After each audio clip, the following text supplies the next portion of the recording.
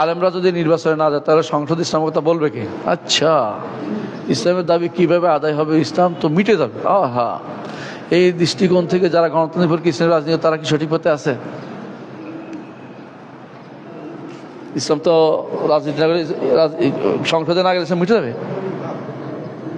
এই ভুল তো এখানেই। এটা দিয়ে আপনাকে ধোঁকা দিচ্ছে।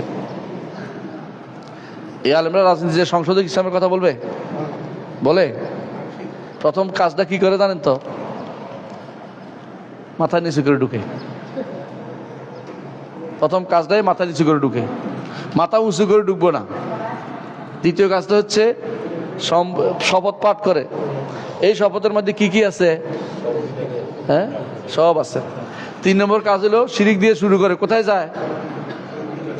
বাকিটা তো বুঝছেন, কোথায় যায় দেয়? কিচ্ছু করতে পারে না। এইটা দিয়ে কিছু করা হবে না। পুরো যা দখল করতে, সারা বাংলাদেশ দখল করতে হবে। কিভাবে? দাওয়াত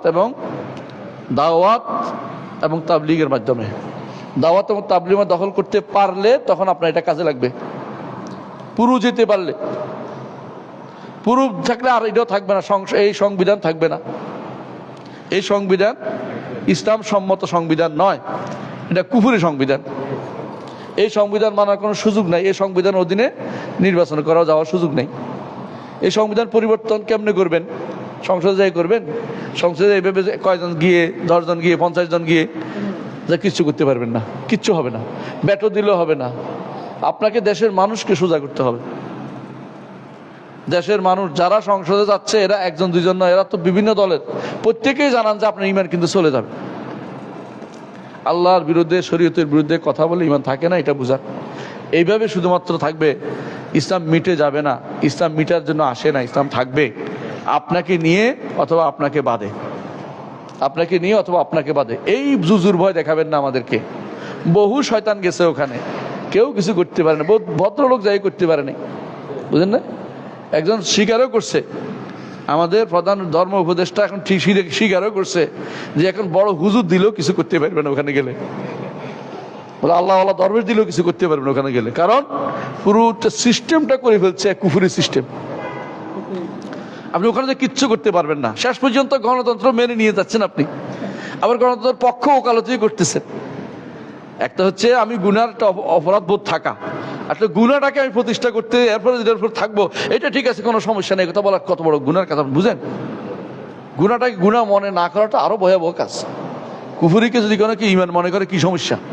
মারাত্মক সমস্যা। এটা কোনোভাবেই এই সমস্ত ভয় দিয়ে আমাদেরকে বানাবেন না, বোকা বানাবেন না। আমরা বুঝার চেষ্টা করি যে আমরা ইসলাম থাকবে ইনশাল্লাহ। ব্যক্তি পরিচিত ইসলামকে কেউ মিটাতে পারবে না।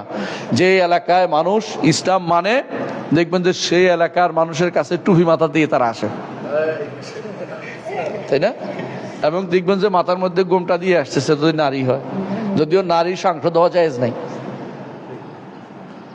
আল্লাহ নারীদের বলছে ওয়াকারনা ফি বুয়ুতিকুন্না, ঘরে থাকো। নারী সাংসদ হওয়া জায়েজ নাই। আমাদের শেখ, ইয়েমেনের শেখ মুকবেল, ওনার কাছে এক মহিলা আসছে ইয়ার জন্য, সাক্ষাৎকার দেওয়ার জন্য কাফের দেশে।